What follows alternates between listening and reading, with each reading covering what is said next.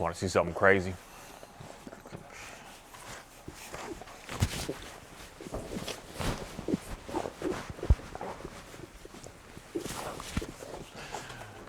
Hello, my name is Mark Anthony Dubose Jr., and I was born July 4th of 1986.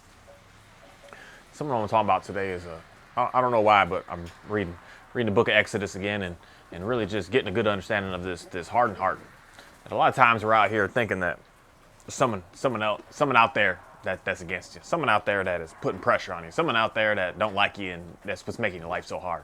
Someone out there that's bringing all the chaos to you, and it's someone else out there that is making you struggle so much. Someone out there is the one that's able to be able to do all the fixes to be able to help you out, and someone else out there is the reason why you can't get those fixes because you're not getting where you're wanting. You're just fumbling and stumbling. That you say to yourself, I'm not going to this, but yet you still keep falling into that. I'm not going to do that, and you just keep going right back to it again. You know, I'm gonna finally take my kids to the park, and you just don't do it again today. And then you're like, I'll do it tomorrow. And then you just don't do it again tomorrow. Then you're just like, I'm gonna take that dog for that walk. I'm gonna get there, and you just don't follow through. That it's someone else and something else and somewhere else, and I'll get it done later, and I'll find it later. As opposed to making the own self realize, like, maybe it's just you.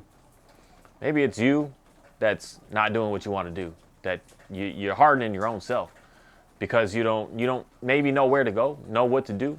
Maybe you're scared of what it is that you're going to actually stumble into, that you like where you're at. It's something that I think a lot of us just really get into, just falling into. We like where we're at, even though we don't really want to be where we're at, even though we don't really care where we're at, even though we can see that it's disastrous and it's not really helping us, even though we know that it's going to be our downfall, but we like it because we're used to it. And when we're used to things, we like to just stick in and stay in it. And we harden ourselves to try to go anywhere else because we just are comforted with where we are. But you got to think and remember, how did you get to the point of where you are? How did you get to that point of comfort? Where were you before? You couldn't possibly always be where you are right now. You must have been doing something different before. So what is it that makes you want to just stay here now as opposed to getting into where you are now? Why did you decide that I just want to stay right here and not think about trying to get to that next stage, that next step? That you're just like, I'm comfy here and this is it. Man, why is it that we do that? Why isn't that we just push forward a little bit more and push harder to trying to get into that next stage? Because there's no way that you like I said, you are always moving, doing something. Sometimes things are better, sometimes things are worse. But for the most part, things are better today than they were for you in the past. 20 years ago, you may say, hey, I had more money then. I had more of this. I had more freedom. I had more. But I'm going to guarantee you something. You didn't have the understanding that you have now, 20 years later. You have much more of a greater understanding of this world and what to do and where to go and how to get things done and what's a danger and what's safe. And you're just way more wiser of a person. That there's no dollar amount that you could put on that level of just information that's come to you. That's why for me, talking about that word wisdom, I greatly appreciate being able to read some really fantastic books out here that people have written. And people have spent their time to put 50 years of their research into a book so that you can read it in a couple of days. So that you can learn about what that person learned about in 50 years of their life. That's invaluable. And that's why to me, the cost of a book is like, it doesn't make sense that a book will cost you $10, $15, $20, $25 when you can get that much information from it. You can get a whole person's lifetime information behind it. Where there's a book out there that they put 5, 6, 7, 8, 10, 20, 50 people together with 50 people with 50 years a piece of information. And they put that all together in a book for you to be able to read. And you can be able to understand it. So you can be able to get some information about what it is that they've gone through in life so that you can gain that wisdom from what it is that they've been through to say not do and or do what it is that they've done. Because there's sometimes that some people, it's a book of lessons that you're like, don't do this, because I'm telling you, it's devastating. That person may have never even been to a point of being at what they would say is success in their life. They lived. They struggled, and they just never quite found it. But they give you a book of like, what definitely didn't work, and what route not to go. Then you got the other books out there that are able to help you out with getting you to they were struggling, and then they figured out that path of how to be able to gain that success that they were looking for. And that success may be the success that you're looking for, where everyone's success is different out here. That what you're looking for may be more of a fame and glory. We're not really looking for the money. Another person is, I don't want to be out there in the spotlight. I want to be hidden, but I want that money. I want the items and the stuff. So there's someone out there that has the fame and the success that you're looking for, that you're a part of.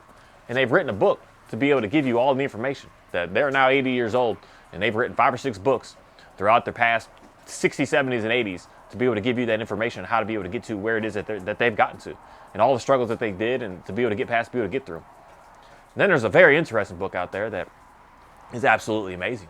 That it goes through all of these stories, up, down, all the way around, about where to go, what not to do, what to do, what to definitely stay away from, what to look out for. And that's the book of the Bible. That's a very fascinating book, because it's a book that just, it's never ending. And each time I read something, I'm telling you, I read something more and more. That I can say the same in similar ways with some of these other people's books that I read of a human being that's written it. But I kind of already have a very good understanding. When I read somebody's book, I got a good understanding of exactly what's going on here. That when I read it again, it's re-emphasizing that exact same thing. But the Bible is completely different, because I read it once and then I get something. Then I read it again and then I get something that I'm going to say is like completely different. Completely different in a way that I've read the book of Exodus now like many a times. But this time I'm reading it and listening to the whole situation with the plagues going on, and the God hardening Pharaoh's heart after Pharaoh has already hardened his heart. Because that's the thing that I just keep getting stuck on, that hardened heart concept. That concept of just not wanting to listen, even though you see it in your face. You see it in your face. You see goodness in your face. You see greatness in your face. You see compassion in your face. You see the willingness to not want to quit, not give up in your face. You see it in your face, but yet you reject it. You just like, nah, that ain't real. That can't be real. That didn't happen. That isn't. But you see it right there. You saw it. You see it in somebody who they were stumbling and fumbling, and you knew them. You knew them very close in your life. They were just stumbling and fumbling. They were just struggling all the time. Always behind on everything, always late on everything, always just never able to show up, never able to get anything done. Always on some sort of, let me get $20 for this and that, and just struggling. And then one day you just saw an absolute transformation in them doing completely different stuff. You've seen that before. You've seen it. And they say, you ask them like, what's going on? You're like, well, you know that I've been praying to Jesus, and I changed my life, and I confess the name of Jesus, and I submit myself to Jesus. That's not the correct word to use, because that's not the word to use. It's not the word that the Bible ever uses. The Bible, the word uses is, I wrestle with God. And that's the whole concept of why I have a whole different understanding today of this whole story of the Pharaoh and the hardening of his heart. That I'm not bowing down and allowing God to just take and consume and do it all to me. We're wrestling back and forth. We're not battling, but we're wrestling. We're in a situation that I'm going to have some doubts. And I'm in a situation that I'm pushing out there of, what are we going to do about that? We're always constantly doing that. But that's what I'm going to say is the beautiful thing of having a good understanding of, hey guys, hey Oreo, Johnny, that's the beautiful thing of being able to have the good understanding of the God of the Bible. That I'm not going to just forfeit my life and just do everything it is that he says and everything he says that goes down, because in reality there's no such guidelines, there's no such rules, there's no such way to live.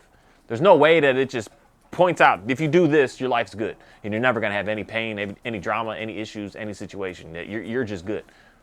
But if you do some things, it may make your life more challenging. But it doesn't say that you're just you're done. You're not gonna be able to live. You're not gonna survive. You're a damned no good, damaged goods person because you don't follow this and follow this and follow. There's no guidelines like that in reality. There's nowhere that it says that your life is just gonna be so perfect and so amazing. You confess the name of Jesus and you're never gonna have tragedy again in your life. And I think that's a main reason why a lot of people quit, and you harden your heart because you think that I believe in Jesus and I got faith in Jesus, that my life should just be perfect now. I should never have any tragedy. My children should never be sick. I should never be sick. I should never lose a job. Everything should always follow through. And that is not at all what we're dealing with when we're working with God here. And that's not at all what he guarantees and he promises us at all in any sort of way. And that's something that I think a lot of people are getting challenged with today, with thinking that your life should just be perfect because you got faith in Jesus. And that's something that is very, very misleading. And that's something that is making you more and more hardened, making your life more and more challenging, making your life just more and more ruthless because you believe and then you see it, because this is just what goes on with Pharaoh. He sees it, and then his magicians can come in and do it. But the main thing is, his magicians is something that I was just reading today and listening to today that just really got me smiling a little bit. that he would put a plague, like Moses would come and do the plague, or Moses or Aaron, would depend on which one, but they would do the plague. So they would like make the water turn to blood and all the fish die. And the magicians would come and they would do the same thing. And it's fascinating because it's not like they took the blood water and turned it away to make it good again. No, they just actually doubled down and made it worse. So it's like all you're doing is making it worse for yourself. Moses came in and made it kind of bad to show you the power of God, and you just came in and made it worse for your own. Instead of like reversing what it is that God did, they were never able to do such a thing. They were never able to reverse it. They were only able to just continue to do what it is that they did. So they were coming to bring, in reality, tragedy, to get Pharaoh to understand who God is, that he controls the everything. He's not just a one being that only does water, only does trees, or only does animals, or only does humans. No, he does all. And that's what all the plagues are going through. It's showing that he has control and management over every single thing out here, not just a few items. And that's where it gets powerful for him. But every time that he would do a plague, the magicians would come in and just do that exact same plague. So that is silly, because that's like us when we harden ourselves, where we see someone do something wrong, such as start drinking too much, getting too far into that. You just can't get out of it. And then instead of you doing the let me figure out how to get out of that by showing the magic, you just go further into it. So you see someone doing that, you just go further into them, and you can just keep doing the same stuff over and over. You just harden your own self to just keep going further into it, as opposed to like getting away from it or reversing it. There's something that is just interesting about that, about us as human beings. That instead of us, this is something that I'm stuck on, what I've been thinking about all week and all last week with this backwards stuff. We're just doing stuff so backwards all the time. And instead of us like trying to get out of it, we're getting further into it. And we're getting ourselves into it, and it's making it worse for ourselves. As opposed to realizing that if we do the opposite of that, we'll get out of it and we'll be able to have a better life. But me just reading all this stuff again just really lets me know exactly more and more of who we are as people. It's fascinating. It's fascinating. It calms me and relaxes me. It brings me more peace because it just lets me know who we are. That I don't need to struggle. I don't need to stress about knowing that I'm going to have a doubt, knowing that I'm going to have a struggle, knowing that I'm gonna have times that I just don't seem right, knowing that that's just normal and that's fine and that's going to be there. And it just relaxes me to know that I don't need to be like this perfect, supreme, everything is just awesome, everything follows through, everything is good to go. No, some things that just aren't always going to be so right all the time. And it just really, really humbles me to know that I don't need to be that, and I'm never going to be that. Mainly, as I'm never going to be that. Not that I need to be. I'm never going to be. And that's to me, I don't know why, but it's a beautiful thing. Because it lets you know that there's nothing that is like that you need to be too in control of. That it's okay to just allow things to just happen. It's okay to see that things just aren't always the best. But it doesn't mean that because things aren't going the best that you just give up, you quit, you just run away from God. You just harden your heart to say, that can't be real, that's not right, because see, that bad thing happened. Just know that bad things happen, and we're just going to continue to move forward and move through this. And I think that's such an absolutely beautiful thing. Because it does. It takes such high expectations off you. And I don't know something about a lot of us that we have some high expectations on ourselves. We put on our own self. Put on our own self. Everything got to be perfect. Everything got to be right. Everything got to be dialed in, just all good. Or I'm not going to be able to show it to the public. I'm not going to be able to go out there and do that. And that's just not the way that we should be living at all. We should know that we're going to struggle. We should also know that just because you believe in Jesus, you could say, I got 100% faith. No, you don't. There's days that you're questioning some things, and it's okay to do that. That's being a human being. That's being alive. That's being what we're out here to be able to do, is to be able to keep on testing and challenging about what it is that we're doing and where it is that we're going. But there's one thing that I'm going to say is, at the end of the day, there is still just that one God that's created all this. That when you do want to just keep that in your heart of understanding that you are going to be able to get through these times of doubt. Because you're just going to look at yourself and just say, what the heck? I just look at myself. I just see what I do. I just see what I did today. I'm just like, that's amazing what I was able to do today. It's amazing. It's amazing to be able to go for this run that, I don't know what it is. I've been struggling with my runs lately. I've been getting tired. It's been fascinating. But it's amazing to be able to do that. To go to the places that I went to be able to see what I see, to be able to be around what I was around. It's amazing to be able to be a part of everything that we're a part of. To be able to just get in a vehicle and drive, how amazing is that, people? That's just some of the coolest things to be able to do. And I no longer need to rely upon a horse or even just go back to just footing it, just walking. I don't need to do that. I can get in this awesome vehicle. I can throw a book on and listen to it while I'm driving and get my windshield wipers going because it's raining out. How amazing is that? That I don't need to get wet. I got this cool This is it's a water resistant. But if I needed a waterproof to stand in the rain all day, I've got that to be able to just do that. How amazing is that? How amazing is that? That we are able to be out here to do this. That to me is when I start to doubt some things about what's actually going on, when things don't always look so perfect all the time. I'm just like, there's something fantastic that's going on out here. That no matter what in your day, there's something good that's happening. That you can't just ignore it and just run away from it, even though you see some bad stuff. And I don't know what it is about us. This is where I'm going to say is more of that hardened heart and more of that blaming everybody else that goes on with us. But we only focus on that one bad thing, and we ignore those 100 good things that went down. The fact that you woke up, we ignore that. We're just like, oh, this and all this and all that. The fact that you're eating some food right now, all this, all that. Everything's not good enough.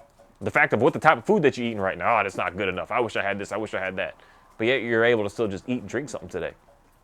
We focus on that one bad thing as opposed to the hundreds and thousands of millions of the good things that are going on. In your day, you got you got an unlimited amount of things that are good going on in your day every single day. Like, because there's people out here that are doing stuff to be able to help make you be able to survive, be able to live on this planet. There's people out there doing something for you to be able to live every moment of your life. They're helping you out. They're helping you out. You got people that are working on the electric stuff, people working on the road stuff, people working on everything. People working on this internet stuff, people working on everything so that we can be able to have ease of life today. That they're all out there doing that for you.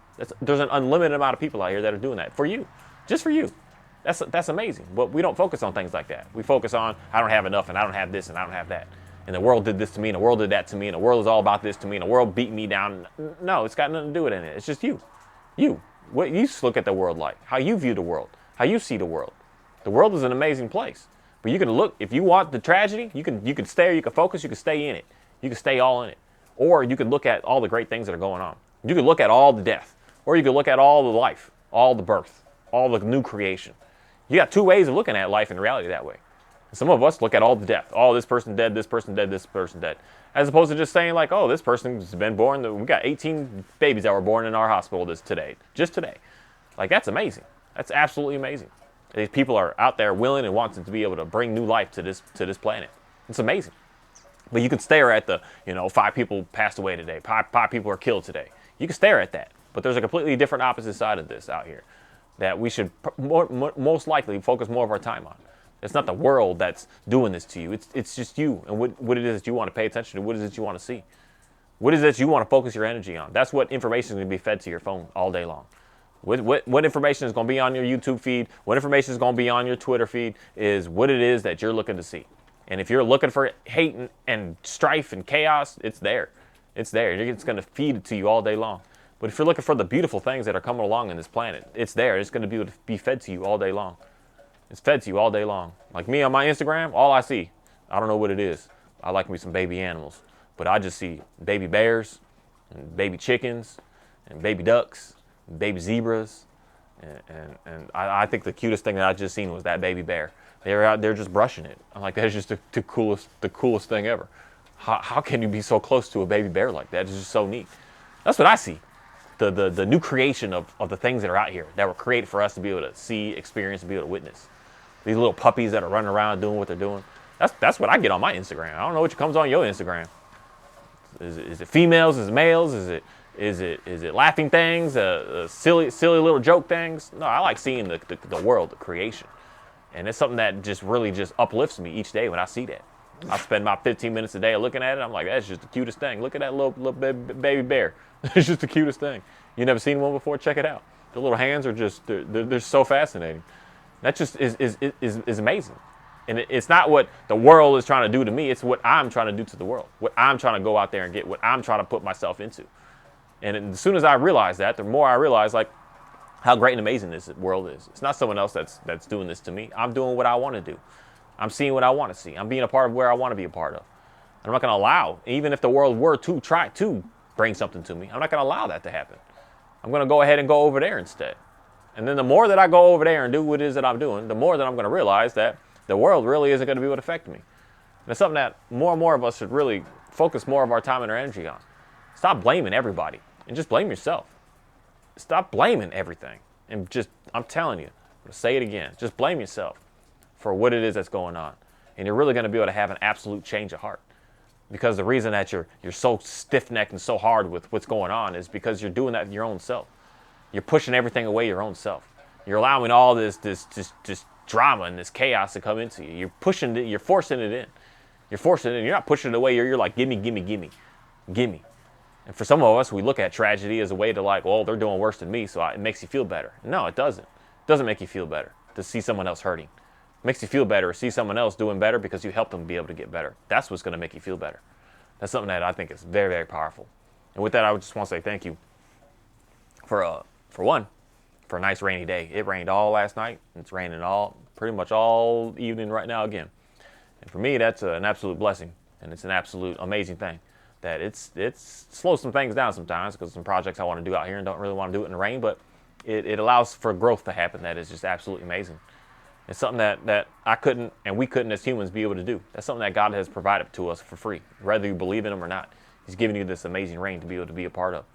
He's giving you this amazing land to be able to be on, whether you believe Him or not. The sun, the moon, He's giving you all the oceans, all the streams and the ponds and the lakes, and you don't you have no reason to believe in Him. He's giving you that amazing dog that's more than likely inside of your living room, and you don't need to believe in Him at all. That He's giving you something awesome to be able to hang out with, something awesome that just really, really appreciates you just because. They just love you, and who knows why, but they just do. They really want to be able to work for you and do for you. It's just an absolutely amazing thing, and God's giving that to you if you believe Him or not. He's giving you another person to be able to look at. He's giving you your husband, your wife, a human being to be able to be there, standing there next to you, and your children. Without even believing Him, He's giving you all that. So imagine if you believe in Him, what do you think that He would give to you? And that's something that I think we should be thinking more about. Instead of thinking that someone else did this and someone else did that, but maybe we're just the ones that are doing it to our own selves. And just wonder, what could God give me if I believe in Him? If I don't believe in Him, He's already blessed me with this life. Man, that's such an amazing topic, amazing thing to think about. Thank you.